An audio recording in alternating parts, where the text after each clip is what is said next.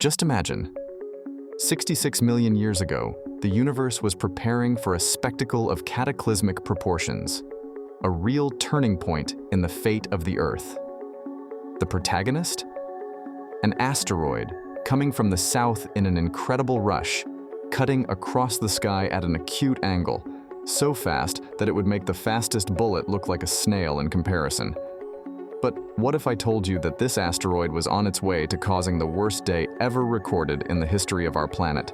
Now think about the power. This impact released an explosive energy greater than 10 billion. Yes, billion with a B, atomic bombs. Can you imagine that? For more than 20 minutes, the Earth was transformed into a boiling furnace, a heat so intense that even the idea of heat takes on a new meaning. Molten debris fell from the sky, setting fire to everything in its path. But nature had more surprises in store. Earthquakes shook the ground. Volcanoes erupted like never before, covering vast lands with lava. Western India? A sea of magma. And just when you think you've seen it all, huge clouds of dust cover the sky, stealing the sun's light for 15 years. Imagine that, 15 years of total darkness. The result of this catastrophe, an unrecognizable planet, where 75% of all species simply ceased to exist. The explosion would be so powerful that it would make Central America and the southern United States simply disappear in the blink of an eye. We're talking about 100 million lives lost in a matter of seconds. And the noise of that explosion? So deafening that it could be fatal to anyone within 930 miles, approximately 1,500 kilometers. Now imagine earthquakes so strong that the scale we use today could barely measure them. With magnitudes between 9 and 11, they would be more intense than any tremor ever recorded. And what about tsunamis? Gigantic waves, up to 328 feet, about 100 meters high, would sweep the coasts, flooding land up to 62 miles, about 100 kilometers, inland, a force capable of drowning more than 3 billion people. The debris thrown up by the collision would fall mostly on the United States, threatening the lives of hundreds of millions. For those far enough away to escape the immediate impact, the challenge would be to find refuge underground before the rains of molten debris began to fall.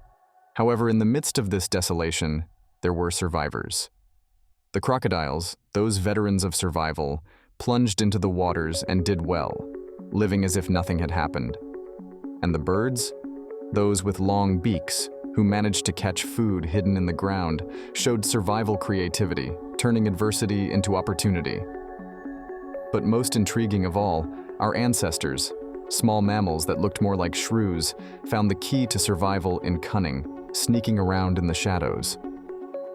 What does this tell us about resilience, adaptation, and who knows, even our own existence? Could it be that, in the shadows of our ancestors, we can find inspiration to face the challenges the world presents us with today?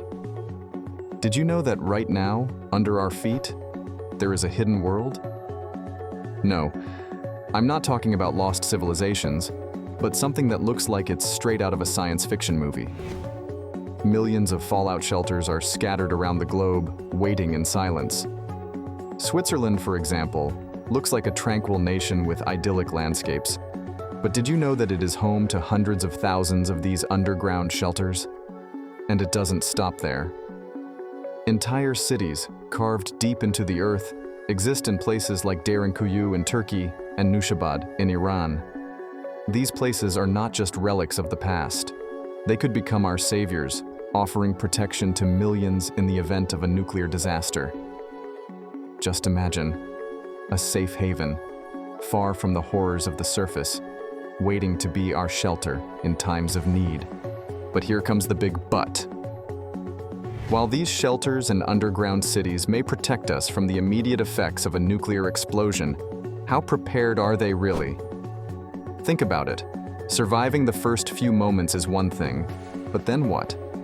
Few of these shelters are designed to be self-sufficient for long periods. How would we cope with a lack of food, water, and fresh air for months or even years? In this scenario, Only a few special refugees, known as doomsday bunkers, would offer long-term security. These places, like the Raven Rock Mountain Complex in Pennsylvania, would be veritable fortresses. With 3-story buildings and even their own water reservoirs, these bunkers could house thousands of people.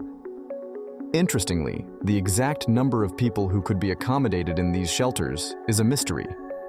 Meanwhile, other countries have also built their own versions of these bunkers, ensuring that, in theory, governments could continue operating for some time after the disaster. In addition, some of the world's richest people have chosen to take refuge in New Zealand, a place considered ideal for living self-sufficiently. There, luxury bunkers were built, equipped with years of supplies. But even with all these preparations, the real challenge would come in the long run. The gigantic cloud of dust generated by the impact would block out sunlight, resulting in the loss of crops all over the planet. Over time, food reserves would run out, and drinking water would become scarce due to contamination by acid rain. Faced with these conditions, hunger would emerge as the main threat to human survival, putting the lives of millions at risk. And what about the climate? With all the carbon dioxide released by the impact, there would be days when the thermometer would be more indecisive than us choosing which series to watch. But with determination and a dose of creativity, small groups of survivors could turn things around, betting on rationing and even guerrilla farming. Of course, life as we knew it would be drastically different. I'd even say we'd be living in the shadow of our glory days. Now, imagine if we had a spoiler of that future. If we knew what was coming, how would we prepare for this unimaginable challenge? Would we store cans of beans and learn about agriculture on YouTube? Or perhaps we'd create a survival library with books on how to identify edible mushrooms and build apocalypse-proof shelters? Yes, you heard right, fungi. Contrary to what many people think, mushrooms are not vegetables. They belong to the fungi kingdom. Some of us could become experts on fungi. These fascinating organisms don't need sunlight to thrive and love a good burnt area. And just for kicks, maybe it's time to add mushroom picking to your LinkedIn skill set, just in case. But seriously, in September 2022, NASA sent a satellite called DART on a mission against an asteroid, far out there, about 6.8 million miles away from Earth. And believe it or not, this explosive encounter was a success. The impact ended up changing the asteroid's course in around 32 minutes. Incredible, right? And in order not to miss any detail of this feat, the Hubble and James Webb Space Telescopes gave us the best images of all this cosmic dust. But there is a curious detail. The asteroid that NASA hit was very small, especially when compared to the big one that is said to have put an end to the dinosaurs. This colossal asteroid was more imposing than any skyscraper you've ever seen, imagining the largest man-made constructions becoming tiny in front of it. Just imagine the work involved in trying to change the course of such a giant. Some have even suggested using powerful lasers or even giant solar sails to nudge it in another direction. Fortunately, astronomical geniuses have already mapped all the large asteroids nearby, and by all accounts, we're safe.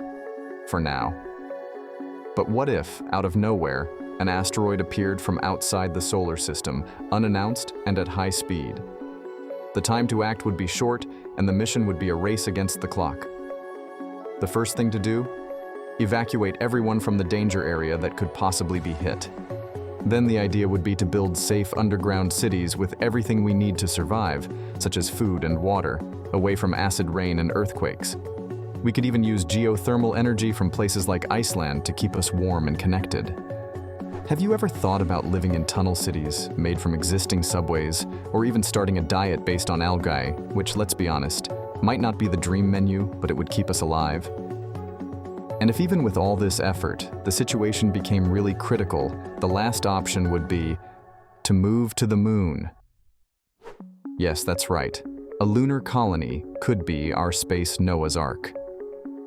Oh, and you know what? In the midst of all this space madness, a NASA engineer decided to create a way to help us filter the flood of information we receive every day. Thus, Ground News was born, a platform that allows us to see different points of view on the same news. Who knew that, as well as asteroids and underground cities, our adventure would also include learning to navigate the sea of information on the internet? So tell me, if you knew that an asteroid was going to hit Earth in a year, what would you do?